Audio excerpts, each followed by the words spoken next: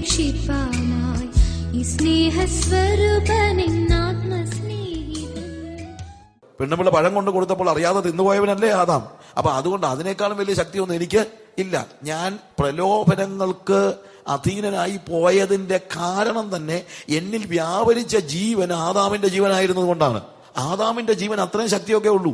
കുറച്ചൊക്കെ പിടിച്ചു നിൽക്കാൻ നോക്കും, പക്ഷെ ഒടുവിൽ പിടിച്ചു നിൽക്കാൻ കഴിയാത്തതായ സാഹചര്യം. പക്ഷേ when I am born again, എന്നിൽ വ്യാപരിക്കുന്നത് ആദാമിന്റെ ജീവനല്ല, ക്രിസ്തുവിന്റെ ജീവനാണ്. ക്രിസ്തുവിന്റെ ജീവൻ വളരെ ഡിഫറന്റ് ആണ്. എന്ത്? പ്രലോഭനങ്ങളിൽ വീണുപോകാത്ത ജീവനാണ് ക്രിസ്തുവിന്റെ ജീവൻ. ആദ്യത്തെ ആദാം പ്രലോഭനത്തിൽ വീണുപോയെങ്കിൽ ഒടുക്കത്തെ ആദാമായ യേശു ക്രിസ്തു പിശാചിന്റെ എല്ലാ പരിശോധനകളിലും പ്രലോഭനങ്ങളിലും വീണുപോകാതെ തന്റെ ഇടത്തോടുകൂടെ അതിനോട് എതിർത്ത് നിന്നവനാണ്. തന്നെയല്ല, വിജയിയായ ഒരു യേശുവാണ്. ആ യേശുവിന്റെ ജീവനാണ് എന്നിൽ വ്യാപരിക്കുന്നതെങ്കിൽ തീർച്ചയായും എനിക്ക് പാപത്തിന്റെ അധീനതയിൽ കഴിയേണ്ടതായ ആവശ്യമില്ല. അവിടെയാണ് എന്ത് സംഭവിക്കുന്നത്? ഞാൻ പാപത്തിൽ നിന്ന് സ്വാതന്ത്ര്യം പ്രാപിക്കുന്നു എന്ന് ഞാൻ പറയുന്നത്. ക്രൂശിൽ യേശുവുമായിട്ട് യോജിച്ചത് കൊണ്ട് അവിടെ 7-ാമത്തെ അധ്യായത്തിന്റെ 5-ാമത്തെ വാക്യത്തിൽ നമ്മൾ വായിക്കുമ്പോൾ അവിടെ ഉപയോഗിക്കുന്ന we are joined to another, അതായത് ഉയിർപ്പിക്കപ്പെട്ടവനുമായി നമ്മളിപ്പോൾ യോജിച്ചിരിക്കുന്നു എന്നാണ്. ക്രിസ്തുവിനോടുകൂടെ മരിച്ച് ക്രിസ്തുവിനോടുകൂടെ അടക്കപ്പെട്ട് ക്രിസ്തുവിനോടുകൂടെ ജീവിക്കുന്നവന് പാപത്തിൽ നിന്ന് സ്വാതന്ത്ര്യമുണ്ട്. ക്രിസ്തുവിനോടുകൂടെ മരിച്ച് ക്രിസ്തുവിനോടുകൂടെ അടക്കപ്പെട്ട് ക്രിസ്തുവിനോടുകൂടെ ഉയർത്തെഴുന്നേറ്റ് ക്രിസ്തുവിനോടുകൂടെ ജീവിക്കുന്നവന് ക്രിസ്തുവിനോടുകൂടെ ജീവിക്കുന്നത് കൊണ്ട് ക്രിസ്തുവിൽ അവൻ എന്തുണ്ട്? പാപത്തിന്റെ മേൽ അധികാരമുണ്ട്. പാപത്തെ നേരിടുവാനുള്ള ശക്തി അവനിലുണ്ട്. ഇപ്പോൾ എന്നിൽ വ്യാപരിക്കുന്നത് ആദാമിന്റെ ജീവനല്ല, എന്നിൽ വ്യാപരിക്കുന്നത് പ്രലോഭനങ്ങളെ അതിജീവിക്കുവാൻ ശക്തി ഉണ്ടായവനായിരുന്ന യേശു കർത്താവിന്റെ ജീവനാണ്. ആ ജീവൻ എന്നിൽ വ്യാപരിക്കുന്നത് കൊണ്ട് എന്റെ അടിമത്വം അവസാനിച്ചു കഴിഞ്ഞു. ഇനി മരിച്ചവൻ, നമ്മൾ 7-ാം അധ്യായത്തിന്റെ 18 മുതലുള്ള വാക്യങ്ങൾ വായിക്കുമ്പോൾ നമുക്ക് അറിയാമല്ലോ, എന്നിൽ നേരത്തെയുള്ള കാര്യം ആകയാൽ അതിനെ പ്രവർത്തിക്കുന്ന ഞാനല്ല, എന്നിൽ വസിക്കുന്ന പാപം അത്രേ. പക്ഷെ ഇവിടെ അയ്യോ ഞാൻ അരിഷ്ട മനുഷ്യൻ, പാപത്തിന് അധീനമായ ശരീരത്തിൽ തന്നെ ആർ വിടുവിക്കും എന്ന് പറഞ്ഞ് പോൾ അവിടെ ലേഖനം എഴുതി അവസാനിപ്പിക്കുകയല്ല. ഒരു നിരാശയുടെ അന്തിമ രൂപമല്ല ഈ അധ്യായം തീരുന്ന അവിടെയല്ല. അവിടെ പറഞ്ഞിരിക്കുന്നത് 25-ാമത്തെ വാക്യത്തിൽ നമ്മുടെ കർത്താവായ യേശു ക്രിസ്തു മുഖാന്തരം ഞാൻ ദൈവത്തിന് സ്തോത്രം ചെയ്യുന്നു. കാരണം ആദാമ്യ പ്രകൃതത്തിൽ ജീവിച്ചിരുന്നപ്പോൾ എനിക്ക് എന്ത് കഴിയുമായിരുന്നില്ല? പാപം എന്റെ അടുത്ത് വന്ന് ഇന്ന കാര്യം ചെയ്യാൻ എന്റെ ശരീരത്തോട് ആവശ്യപ്പെടുമ്പോൾ, എന്റെ കണ്ണിനോട് ആവശ്യപ്പെടുമ്പോൾ അത് നോക്കടാ എന്ന് പറയുമ്പോൾ ഞാൻ നോക്കിപ്പോകും, അത് ചെയ്യടാ എന്ന് പറയുമ്പോൾ ചെയ്തു പോകും, ഇത് കേൾക്കടാ എന്ന് പറയുമ്പോൾ കേട്ടുപോകും, അങ്ങോട്ട് പോകടാ എന്ന് പറയുമ്പോൾ പോയി പോകും. കാര്യം ഞാൻ അടിമയായിരുന്നു. പക്ഷേ അന്ന് ആദാമിന്റെ ജീവൻ എന്നിൽ വ്യാപരിച്ചതാണ്. എന്നാൽ ഇപ്പോൾ ഞാൻ നമ്മുടെ കർത്താവായ യേശു ക്രിസ്തു മുഖാന്തരം ദൈവത്തിന് സ്തോത്രം ചെയ്യുന്നു. ഇപ്പോൾ എന്നിൽ വ്യാപരിക്കുന്നത് ആദാമിന്റെ ശക്തിയല്ല, ഇപ്പോൾ എന്നിൽ വ്യാപരിക്കുന്നത് യേശു കർത്താവിന്റെ ജീവനാണ്. അതുകൊണ്ട് എനിക്ക് പാപത്തോട് എതിർത്ത് നിൽക്കുവാനുള്ള ശക്തിയുണ്ട്. പാപം വന്ന് വിളിച്ചാൽ ഞാൻ റെസ്പോണ്ട് ചെയ്യത്തില്ല. അവിടെ എഴുതിയിരിക്കുന്ന അങ്ങനെ തന്നെ നിങ്ങൾ പാപത്തിന് മരിച്ചവരെന്നും ദൈവത്തിന് ജീവിക്കുന്നവരെന്നും നിങ്ങളെ തന്നെ എണ്ണുവിൻ. പാപത്തിന് മരിച്ചവർ. എന്താണ് പാപത്തിന് മരിക്കുക എന്ന് പറഞ്ഞു കഴിഞ്ഞാൽ? മരണത്തിന്റെ ഏറ്റവും വലിയ പ്രത്യേകത മരിച്ചവൻ റെസ്പോണ്ട് ചെയ്യത്തില്ല എന്നുള്ളതാണ്. മരിച്ചവൻ എന്ത് ചെയ്യത്തില്ല? റെസ്പോണ്ട് ചെയ്യത്തില്ല. That is the biggest the good of death. ഞാൻ ഉദാഹരണമായിട്ട് ചിലപ്പോൾ പറയാറുണ്ട്, 2 പിള്ളേര്, പ്രകാശും പ്രസാദും, 2 പേരും കൂടെ ക്രിക്കറ്റ് കളിച്ച് നടന്ന കൂട്ടത്തിൽ പ്രകാശ് ഒരു ദിവസം അങ്ങ് മരിച്ചു പോയെന്ന് വെച്ചു. എല്ലാ ദിവസവും രാവിലെ പ്രസാദ് എന്ന് പ്രകാശിന്റെ അടുത്ത്, പ്രസാദ് മരിച്ചു കിടക്കുക, പ്രകാശ് എന്നിട്ട് പ്രസാദിനോട് എല്ലാ ദിവസവും പറയുമായിരുന്നു നേരത്തെ, എന്താ ക്രിക്കറ്റ് കളിക്കാൻ വരാൻ പറഞ്ഞു കഴിഞ്ഞാൽ അവർ ഒരുമിച്ച് ക്രിക്കറ്റ് കളിച്ചുകൊണ്ടിരുന്നതാ. പക്ഷെ ഒരു ദിവസം പ്രസാദ് മരിച്ചുപോയി. പ്രസാദിന്റെ അടുത്ത് എന്നിട്ട് പ്രകാശ് പറയാണ്, പ്രസാദേ വാടാ ക്രിക്കറ്റ് കളിക്കാൻ വരാ എന്ന് പറഞ്ഞാൽ ഉടനെ അവൻ എന്താ എണീറ്റ് വരുമോ? ഇല്ല. He cannot. Why? Because he is dead. ഇനി വിളിച്ചത് പോരാഞ്ഞിട്ട് അവനെ അങ്ങ് കുലുക്കി വിളിച്ചാലോ? എണീറ്റ് വാടാ, ഇന്നലെ നമ്മൾ ക്രിക്കറ്റ് കളിച്ചതല്ലേ, ഇങ്ങോട്ട് വാടാ ക്രിക്കറ്റ് കളിക്കാൻ അവനേണ്ടി വരും? ഇല്ല. ഇനി ഇവനെ അങ്ങ് നേരെ അങ്ങ് നിർത്തിയിട്ട് കയ്യിലോട്ട് ബാറ്റ് പിടിച്ചു കൊടുത്താൽ അവിടെ അവനെ അടിക്കുമോ? ഇല്ല. എന്തുകൊണ്ടാ? Because he is dead. എന്നാൽ നേരത്തെ അങ്ങനെ അല്ലായിരുന്നു. നേരത്തെ വിളിക്കുക പോലും വേണ്ട, പുറകിൽ നിന്ന് ഒരു ചൂള പഠിച്ചാൽ മതി, അത്രയും മതിയായിരുന്നു. ആ ഒരു ചൂളം വിളിയിൽ അവൻ എന്ത് ചെയ്തേനെ? ഓടി വന്നേനെ. കാരണം അന്ന് അവൻ ക്രിക്കറ്റിന് ജീവിക്കുകയായിരുന്നു. പക്ഷെ ഇപ്പോൾ അവൻ ക്രിക്കറ്റിന് ജീവിക്കുന്നില്ല. ഇതുപോലെയാണ് നേരത്തെ പാപം വന്ന് അയൽവക്കത്തുനിന്ന് വിളിക്കുമ്പോഴേ ഞാൻ ഓടി ചെല്ലുമായിരുന്നു, because I had a delight in it. പക്ഷെ ഇപ്പോൾ ഞാൻ എന്താണ്? പാപത്തിന് മരിച്ചവനെന്നും ദൈവത്തിന് ജീവിക്കുന്നവനെന്നും എന്നെ തന്നെ എണ്ണുകയാണ്. പാപം വന്ന് വിളിക്കുമ്പോൾ ഞാൻ കേൾക്കുന്നേ ഇല്ല. എന്നെ കുലുക്കി വിളിച്ചാലും കേൾക്കുന്നില്ല. ക്രിക്കറ്റിന്റെ ബാറ്റ് കയ്യിൽ പിടിപ്പിച്ചെന്ന് പറഞ്ഞാലും ഞാൻ അത് റെസ്പോണ്ട് ചെയ്യുന്നില്ല. Because I M dead. പക്ഷേ ദൈവത്തിന് ജീവിക്കുന്നവരെന്ന് എണ്ണുവിൻ. കാര്യം ദൈവം വന്ന് വിളിക്കുമ്പോൾ ഞാൻ എന്ത് ചെയ്യുന്നു? I respond because I am alive. So നമ്മുടെ ഒരു വിശ്വാസിയുടെ ജീവിതത്തിൽ ഒരുവൻ യേശുക്രിസ്തുവിനോടുകൂടെ മരിച്ച് യേശുക്രിസ്തുവിനോടുകൂടെ അടക്കപ്പെട്ട യേശുക്രിസ്തുവിനോടുകൂടെ ഉയർത്തെഴുന്നേറ്റ് കഴിയുമ്പോൾ മുതൽ എന്താ സംഭവിക്കുന്നത്? അവൻ പാപത്തിന് മരിച്ചവനും ദൈവത്തിന് ജീവിക്കുന്നവനുമാണ്. ആ മരണമാണ് നമുക്ക് സ്വാതന്ത്ര്യം നൽകുന്നത്. അതുകൊണ്ടാണ് മരിച്ചവൻ പാപത്തിൽ നിന്ന് സ്വാതന്ത്ര്യം പ്രാപിച്ചിരിക്കുന്നു. Maybe you have heard about Augustine. Augustine was a theologian. പക്ഷെ അദ്ദേഹത്തിന്റെ past life, he accepted Jesus. പക്ഷെ അതിന് മുമ്പത്തെ ലൈഫ് എന്ന് പറഞ്ഞു കഴിഞ്ഞാൽ it was very bad life. നമുക്ക് പ്രതീക്ഷിക്കുന്നതിലൊക്കെ വളരെ മോശമായ ജീവിതം ജീവിച്ച ഒരാളാണ്.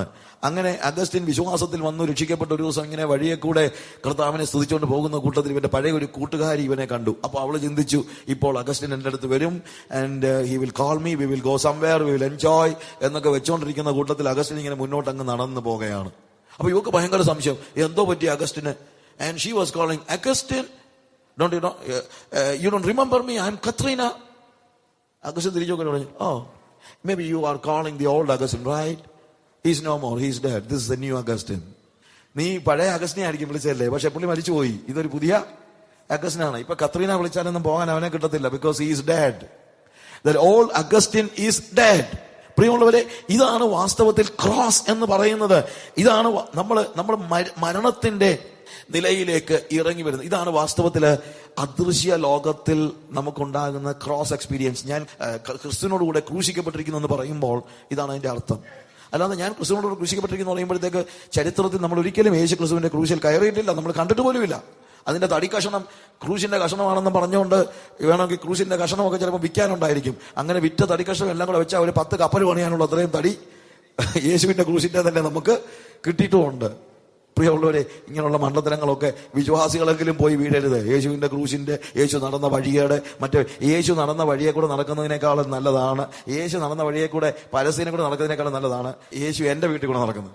യേശു എന്റെ വീട്ടിൽ കൂടെ നടക്കുന്നതാണ് എനിക്ക് കുറച്ചുകൂടി ഇഷ്ടം. അല്ലാതെ ഞാൻ യേശു നടന്ന വഴിയെ കൂടെ അതിലെ നടക്കുന്നതിനേക്കാൾ എനിക്കിഷ്ടം യേശു എന്റെ വീട്ടിൽ വന്ന് എന്റെ കൂടെ നടക്കുന്നതാണ്. You understand? ചരിത്രത്തിലെ യേശു, I am not against seeing all these kind of things. പക്ഷേ അതല്ല, നമ്മൾ ക്രിസ്തുവിനോട് കൂടെ മരിച്ച, ക്രിസ്തുവിനോട് കൂടെ അടക്കപ്പെട്ട, ക്രിസ്തുവിനോട് കൂടെ ഉയർത്തെഴുന്നേൽക്കുന്ന എന്തിനു വേണ്ടിയാണ്? നാമും അവനോടുകൂടെ ജീവന്റെ പുതുക്കത്തിൽ നടക്കേണ്ടതിന്. അതാണ് ക്രോസ് എക്സ്പീരിയൻസ് എന്ന് പറയുമ്പോൾ. ഇനി ഞാൻ ചില കാര്യങ്ങൾ പെട്ടെന്ന് ഈ ക്രോസിന്റെ അർത്ഥം ഗ്രഹിക്കേണ്ടതിന് വേണ്ടി ന്യൂ ടെസ്റ്റമെന്റിലെ നിന്ന് ചില കാര്യങ്ങൾ ഞാൻ പറയാനായിട്ട് പെട്ടെന്ന് ഉദ്ദേശിക്കുകയാണ്. ചില പോയിന്റ്സ് മാത്രം ഞാൻ പെട്ടെന്ന് പറയുകയാണ്. First of all, I told you that crosses എന്താണ്? നമ്മളുടെ ആരെയാണ് ക്രൂശിക്കുന്നത്? നമ്മളുടെ പഴയ മനുഷ്യനെ, അല്ലെങ്കിൽ നമ്മുടെ ഉള്ളിൽ ഭരണം നടത്തിക്കൊണ്ടിരുന്ന നമ്മുടെ പഴയ പാപപ്രകൃതത്തെ, അല്ലെങ്കിൽ നമ്മുടെ കാർണൽ സെൽഫ്, എന്റെ സെൽഫിനെയാണ്. ഈ ക്രോസ് യേശുക്രിസ്തുവിന്റെ ജീവിതവുമായിട്ട് ബന്ധപ്പെട്ട് നോക്കിക്കഴിഞ്ഞാൽ തന്നെ ക്രോസ് എന്തൊക്കെ കാര്യങ്ങൾ നമുക്ക് പഠിപ്പിക്കുന്നുണ്ട്. ഫസ്റ്റ് ഓഫ് ഓൾ, ക്രോസ് അനുസരണത്തിന്റെ സിംബലാണ്. അനുസരണത്തിന്റെ ഫിലിപ്പി ലേഖനം 2-ാം അധ്യായം 8-ാം വാക്യം വായിക്കുമ്പോൾ നമ്മളവിടെ കാണുന്നുണ്ട്, യേശു കർത്താവിന്റെ അനുസരണത്തെ കുറിച്ച് പറഞ്ഞു വന്നിട്ട് അവസാനം പറയാണ്, ക്രൂശിലെ മരണത്തോളം അനുസരണമുള്ളവനായി തീർന്നു. ക്രൂശിലെ മരണത്തോളം എന്ന് പറയുമ്പോൾ അതിന്റെ അർത്ഥം എന്താണ്? അനുസരണം തുടങ്ങിയത് ക്രോസിലല്ല, അതിന്റെ അത്രയും, അതായത് അനുസരണത്തിന്റെ അവസാന വാക്കാണ് അവന്റെ മരണം എന്ന് പറയുന്നത്. അതായത് മരണത്തിന്റെ സമയത്ത് പോലും അവൻ എന്ത് ചെയ്തില്ല? പിതാവിനോടുള്ള അനുസരണത്തിന് മാറ്റം വരുത്തിയില്ല എന്നുള്ളതാണ്. അത് തുടങ്ങുന്നത് നമുക്കറിയാമല്ലോ. അവൻ ദൈവത്തോടുള്ള സമത്വം മുറുകെ പിടിച്ചുകൊള്ളണമെന്ന് വിചാരിക്കാതെ വേഷത്തിൽ മനുഷ്യനായി ദാസന് വെറുതെ നമ്മുടെ വാക്യങ്ങളെല്ലാം നമുക്കറിയാം. അവിടെ അനുസരണം തുടങ്ങുന്നത് എപ്പോഴാണ്? ഞാൻ അതിനെക്കുറിച്ച് ആലോചിച്ച് നോക്കിയിട്ടുണ്ട്. എന്താണെന്ന് ചോദിച്ചാൽ, Jesus was equal with God. In fact ദൈവത്തോടുള്ള സമത്വം മുറുകെ പിടിച്ചുകൊള്ളണമെന്ന് വിചാരിക്കാതെ അവൻ ഒരു എന്താണ്, അവന്റെ ദൈവത്തിന്റെ ഒരു സബോർഡിനേറ്റ് ആകുവാൻ, അല്ലെങ്കിൽ ദൈവത്തിൽ നിന്ന് ഓർഡർ സ്വീകരിക്കുവാൻ അവൻ തീരുമാനമെടുത്ത ഒരു സമയമുണ്ട്. അതാണ് ഇൻകാർണേഷന് വേണ്ടി ദൈവിക തൃത്വത്തിൽ രണ്ടാമനായ പുത്രൻ എന്താണ്? He was equal with God. Equal ആണെങ്കിൽ അനുസരണത്തിന്റെ വലിയ പ്രശ്നം ഉണ്ടാകുന്നില്ല, റൈറ്റ്?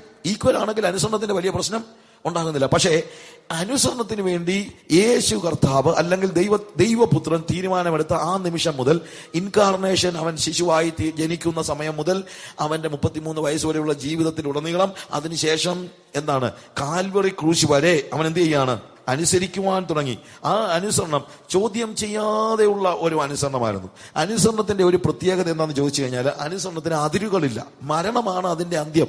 അതിനിപ്പുറത്ത് ഒരിടത്തും എത്രത്തോളം അനുസരിക്കണം എന്ന് പറഞ്ഞൊരു ചോദ്യമില്ല. നമ്മൾ പലപ്പോഴും ചോദിക്കും, എത്രയാണെന്ന് വെച്ചാൽ അനുസരിക്കുന്നത്, ഇല്ലേ? അങ്ങനെ ഒരു ചോദ്യമേ ഇല്ല. കാരണം എത്ര വരെയാണ് അനുസരിക്കേണ്ടതെന്ന് ചോദിച്ചാൽ, ക്രൂശിലെ മരണത്തോളം. അതിനിപ്പുറത്ത് അനുസരണത്തിൽ നിന്ന് മാറുവാനായിട്ട് യാതൊരു അവകാശവും നമുക്കില്ല.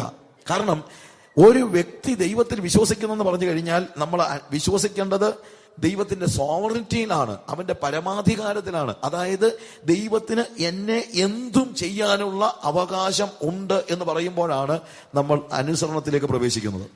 So when I take my cross, ഞാൻ എന്റെ ക്രൂശ് എടുക്കുമ്പോൾ ഞാൻ ദൈവത്തോട് പറയാണ്, പുത്രൻ ക്രൂശിലെ മരണത്തോളം അനുസരിച്ചെങ്കിൽ ഞാനും ക്രൂശിലെ മരണത്തോളം എന്റെ അനുസരണത്തിന് യാതൊരു മുടക്കവും വരുത്തുകയില്ല.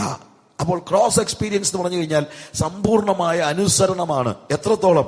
മരണം വരെയുള്ള അനുസരണം.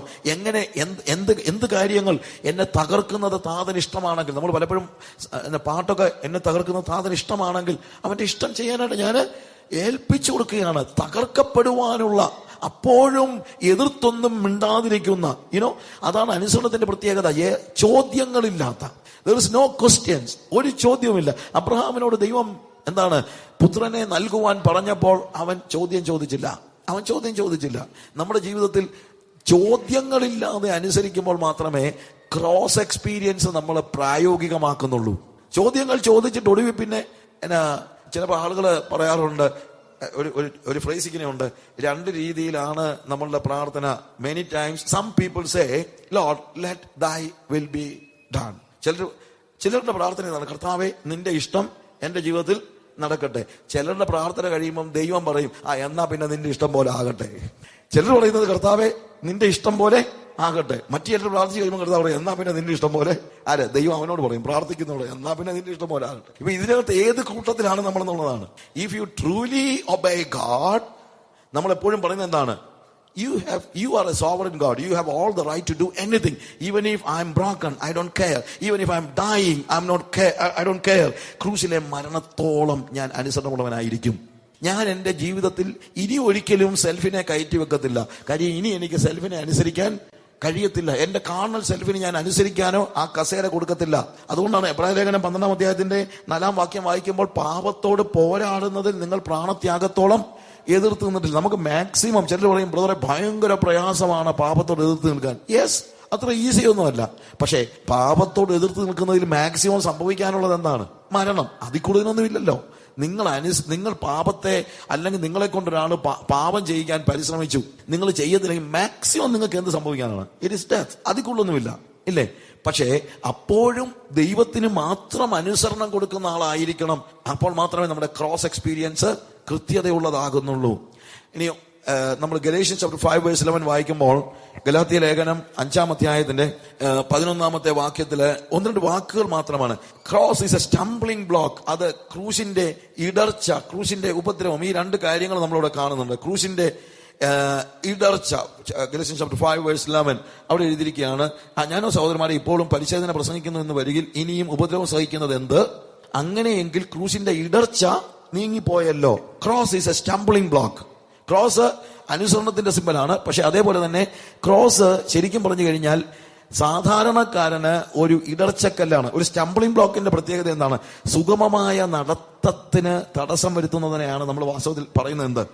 ഇടർച്ച എന്ന് പറയുന്നത്. If you are taking up your cross, പിന്നെ നമ്മുടെ യാത്ര വളരെ പതിയായിരിക്കും. നമുക്ക് ഇഷ്ടമുള്ളതുപോലെ അത്ര സുഗമമായ നിലയിൽ പോകാൻ പലപ്പോഴും കഴിയത്തില്ല.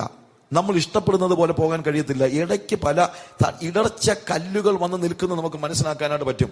കാരണം ഈ cross, if you are not preaching cross, you will be accepted everywhere. ഞാൻ മനസ്സിലാക്കുന്ന ഒരു കാര്യമാണ്, ക്രൂശ് പ്രസംഗിക്കുന്നില്ലെങ്കിൽ നിങ്ങൾക്ക് എവിടെയും അക്സെപ്റ്റൻസ് കിട്ടും. ഇന്നത്തെ ക്രൂസൈഡുകാർക്ക് ഇത്ര അക്സെപ്റ്റൻസ് കിട്ടാൻ കാര്യം എന്താണെന്നറിയാമോ? They are not preaching cross. ഇവരെ ക്രൂസൈഡ് എന്നുള്ള പേര് തന്നെ മാറ്റണം. കാര്യം ക്രൂസൈഡ് എന്ന് പറഞ്ഞാൽ it says about cross, but they never preach the cross. പിന്നെ ഇതിനെ എങ്ങനെ ക്രൂസൈഡ് എന്ന് പേര് വിളിക്കുന്നത്? വല്ല ക്രൗണൈഡ് എന്ന് വല്ലതും വിളിക്കണം. കാര്യം അവർ പ്രസംഗിക്കുന്ന മുഴുവൻ ക്രൗൺ കിട്ടുമെന്ന. ക്രൂസൈഡ് എന്ന് വിളിക്കുകയാണെങ്കിൽ ശരിക്കും പറഞ്ഞാൽ എന്താ ആവശ്യമായിരിക്കുന്നത്? You need to preach the cross. അല്ലെങ്കിൽ ആർക്കാണ് യേശുവിനെ അംഗീകരിക്കാൻ പ്രയാസം? യേശുവിനെ ഒരു റബി ആയിട്ട് അക്സെപ്റ്റ് ചെയ്യാൻ യാതൊരു യഹൂദനും പ്രയാസം ഉണ്ടാകുമായിരുന്നില്ല. റൈറ്റ്? ഒരു ജൂയിഷ് റബി ആയിട്ട് യേശുവിനെ അംഗീകരിക്കാനായിട്ട് ആർക്കും പ്രയാസം ഉണ്ടാകുമായിരുന്നില്ല. പരിച്ഛേദനയേറ്റ് പള്ളിയിൽ പോയി പ്രാർത്ഥിക്കുന്ന യഹൂദൻ യേശു ക്രിസ്തുവിലൂടെ വിശ്വസിച്ചെന്ന് പറഞ്ഞുകൊണ്ട് അവർക്ക് ആർക്കും പ്രയാസം ഉണ്ടാകുമായിരുന്നില്ല. ഇതാണ് വാസ്തവത്തിൽ ഗലാത്യ ലേഖനത്തിന്റെ പശ്ചാത്തലം. അതായത് പീപ്പിൾ വേർ യഹൂദന്മാരായ ആളുകൾ വന്ന് ഗലാത്യയിലെ വിശ്വാസികളോട് നിങ്ങൾ പരിച്ഛേദന ഏൽക്കണമെന്ന് ആവശ്യപ്പെടുന്നു. എന്തുകൊണ്ടാണ്?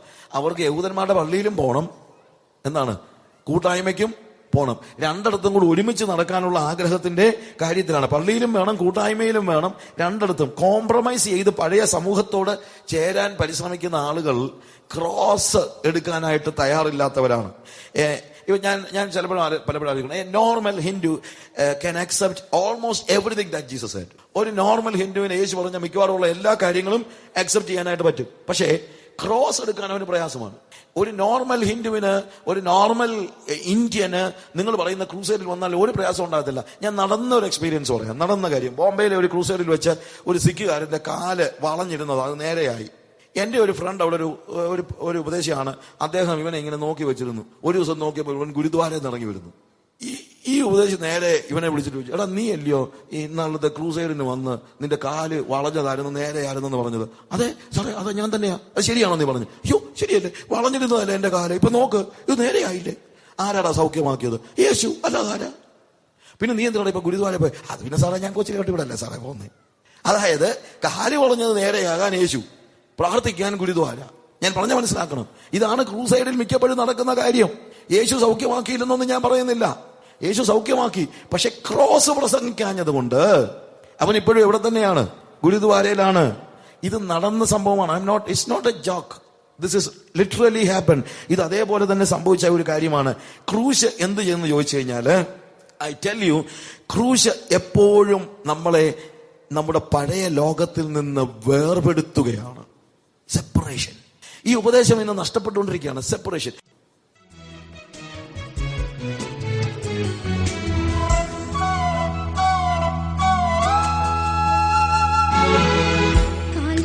ക്രൂശിൽ കാണും സ്നേഹത്തിൻ പൂർണ്ണത, ശത്രുവമെന്നെ ദൈവം മിത്രമാക്കിയേ.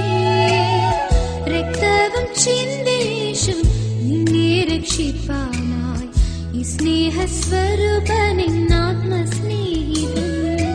ദുഃഖത്തിൽ ആശ്വാസമായി, രോഗത്തിൽ എൻ സൗഖ്യമായി,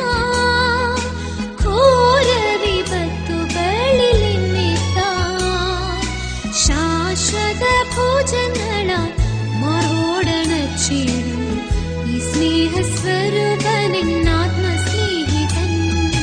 ദുഃഖത്തിൽ ആശ്വാസമായി, രോഗത്തിൽ എൻ സൗഖ്യമായി, ഘോര വിപത്തുകളിൽ എന്നെത്താൻ, ശാശ്വത ഭോജങ്ങളാൽ മറോടണച്ചിടും സ്വരൂപനെൻ ആത്മസ്നേഹിതൻ.